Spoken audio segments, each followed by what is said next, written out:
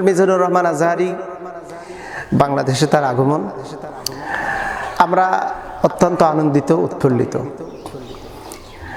তার অপেক্ষিত ছিল গোটা বাংলাদেশে তাওহীদি জনতা, যিনি যুবকদের আইকন, যুবকদের আইডল।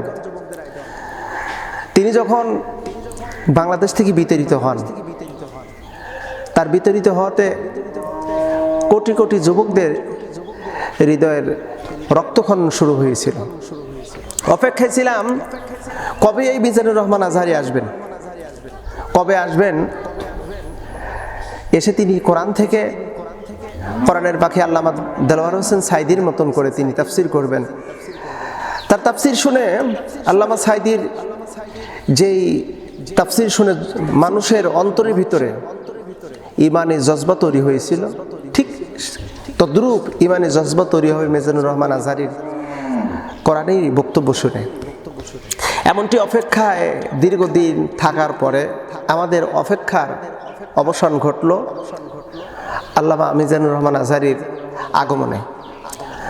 গোটা বাংলাদেশের তাওহীদি জনতার পক্ষ থেকে আল্লামা মিজানুর রহমান আজহারীকে শুভেচ্ছা, মোস্ট ওয়েলকাম, সুস্বাগতম জানাই। হে তরুণদের আইকন, হে যুবকদের আইডল, তোমার আগমনের অপেক্ষিত ছিলাম। আমাদের অপেক্ষার অবসান ঘটল। যুবকদের, তরুণদের, কোটা সংস্কার আন্দোলনকারীদের স্বাধীনতার মাধ্যম দিয়ে আমরা তোমাকে আবার দেখতে চাই কোরআনের ময়দানে।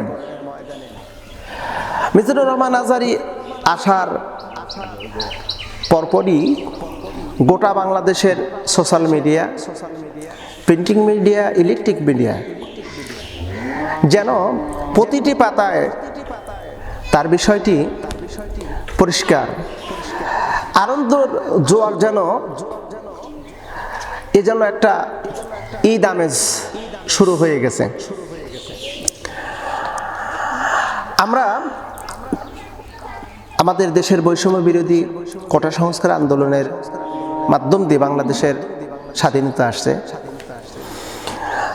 অলরেডি তত্ত্বাবধায়ক সরকারের ব্যাপারে, তত্ত্বাবধায়ক যেদিন প্রধান উপদেষ্টা হবেন, সরকার হবেন, তার ব্যাপারে ঘোষণা হয়ে গেছে। এবং মন্ত্রী পরিষদ 15 সদস্য বিশিষ্ট মন্ত্রী পরিষদ গঠিত হবে। কেউ বলছেন না 18 সদস্য বিশিষ্ট মন্ত্রী পরিষদ গঠিত হবে। এ ব্যাপারে একটি আমরা বিশেষ মাধ্যম দিয়ে বার্তা পেয়েছি। মিজানুর রহমান আজহারী আসলেন, তার ব্যাপারে কিছু কথা আমরা আলোকপাত করব।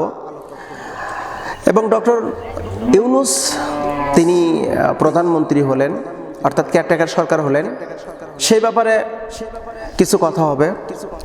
তো ইতিপূর্বে যিনি বাংলাদেশকে শোষণ করেছিলেন, শাসনের নামে শোষণ, উন্নতির জোয়ারে নাকি ভেসে যাচ্ছে, দেশটা নাকি ডিজিটাল হয়েছে, স্মার্ট হয়েছে, দেশকে পৃথিবীর ভিতরে 6 নম্বরে উন্নতি করেছিল, এমনটি ঘোষণা তিনি দিয়েছিলেন।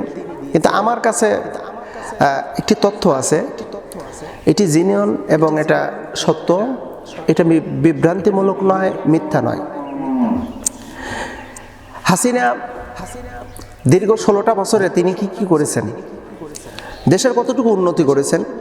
খুনি হাসিনা গত 16 বছরের ভিতরে দেশটাকে কি করছেন শুনে রাখেন। বাহির থেকে ঋণ করেছেন 99.3 বিলিয়ন মার্কিন ডলার। 16 বছরে তার অবদান।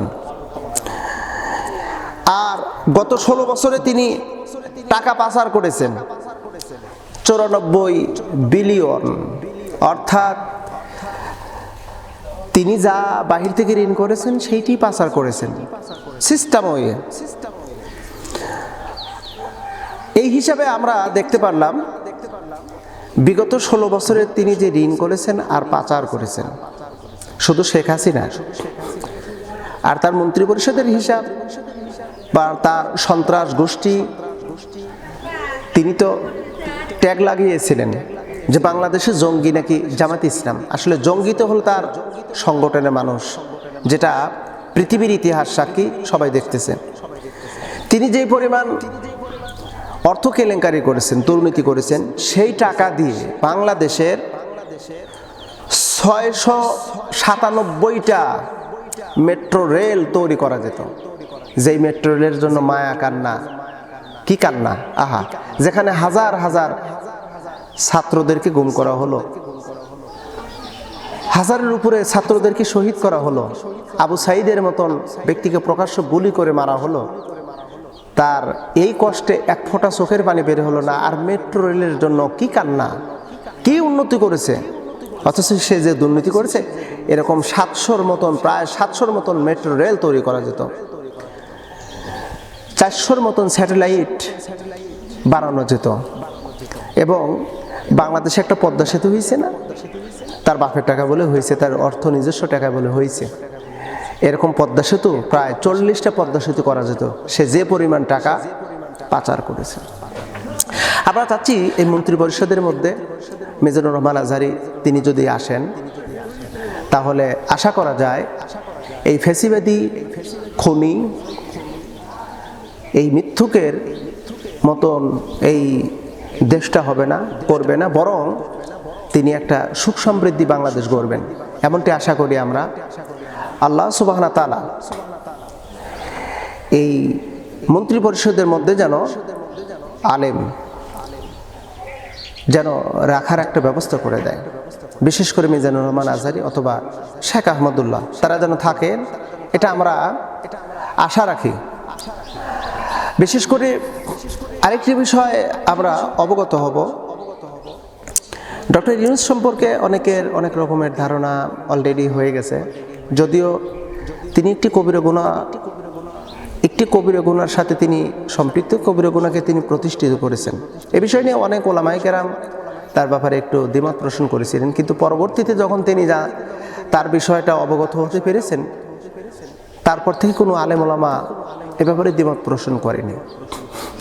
হ্যাঁ, আমরা ডক্টর ইউনূস সম্পর্কে যতটুকু অবগত হয়েছি, ডক্টর ইউনূস অনলাইনের বার্তার মাধ্যম দিয়ে তিনি একটি সংবাদ অবহিত করেছেন।